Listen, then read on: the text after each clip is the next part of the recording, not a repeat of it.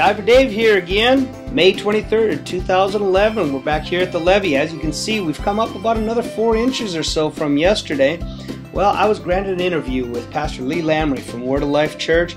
Pastor Lee has been in close contact with state and federal government officials and local government officials, so he's got the real scoop on what all's going on.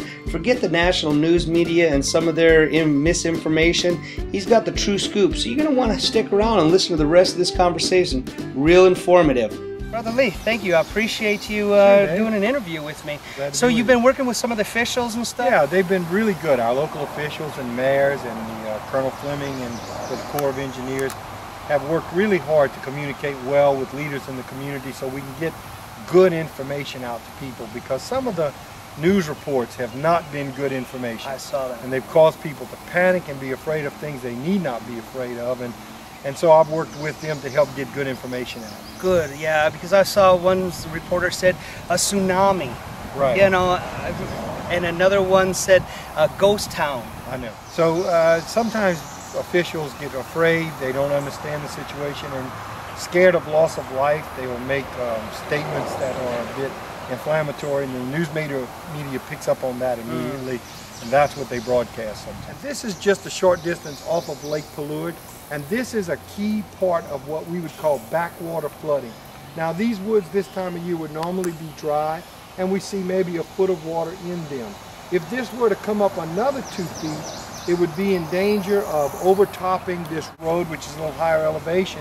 And then on the other side of the road, of course, we have businesses and homes, and we are standing near a pumping station which would go into operation to try to pump that water back out of the inhabited areas back into the swampy area, of course. But as you can tell from your viewers looking at this themselves, we are not even close to overtopping the road yet, thank God. And we would need at least another 2 feet of water in this backwater flooding area before it would become a danger to any of the residences here. I gotcha, I gotcha. How much higher do they say that is the latest word that you've heard of the water level in the Atchafalaya coming up? Well, the Atchafalaya is going to come up more, but the area that the Atchafalaya threatens is well protected, as you've been documenting, by a cement seawall. Right. That's not an area anybody is really afraid of. Unless that seawall would fail or a levee would fail, Morgan City residents, Berwick residents are not really in much danger. Yeah. The concern has always been for backwater flooding, the people in Pierre Park, in Amelia, Stevensville, Bayou Lures, and in these areas, because what happens is, as the Atchafalaya River rises, it can't get out between Berwick Bay and the Atchafalaya Bay. It bulges up. Okay. The channel is supposed to be 20 feet deep by federal law. It is not. It is only 12 feet deep at the deepest parts. And so what happens is that water it's bottlenecked. It can't get out. It begins to bulge up in Berwick Bay.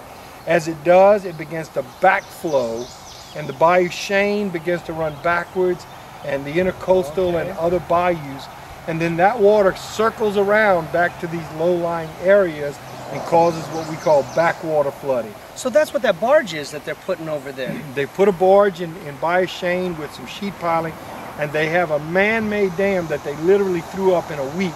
Wow. And that is preventing a lot of that water from backing up into this area. I got you. But these have been able to stay down pretty low because of some of the things that we've been doing. Some of the things the officials have done has worked very well, and we're very grateful to God. We believe the grace of God has helped us also. And also, I'd like your viewers to know, because people from out of this area may watch this, that this isn't our water. We're in a drought. We haven't had rain in more than a month and a half.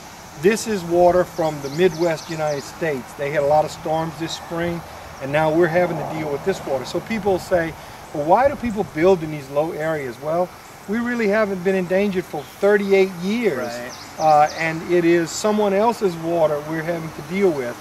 And also, they must know there's a political element to this, that the Congress has mandated for the Atchafalaya River to be maintained a 20-foot navigable channel, but they haven't always appropriated all the funds to get that done, and the dredging is behind, and the channel has filled up, and so there's a lot of politics involved. This is not a Louisiana problem, it is a national problem. We are handling other people's water, and that's fine. We're glad to do that, but this needs to be dealt with on a national level. I got you. And I really want to commend the local group here at Higher Ground, their members, and Pastor Ronnie Cuvier and his wife Myrna have done an outstanding job just putting our best foot forward in this area. Right. These visitors have come in to work here, and they've really shown them the love of God and taken good care of them. I really appreciate this interview and the information that you've given us. That should help clear a lot of things up for a lot of people all over the United States. I've been getting a lot of emails and stuff saying, oh, you poor people. We're not poor. We're doing all right, you know.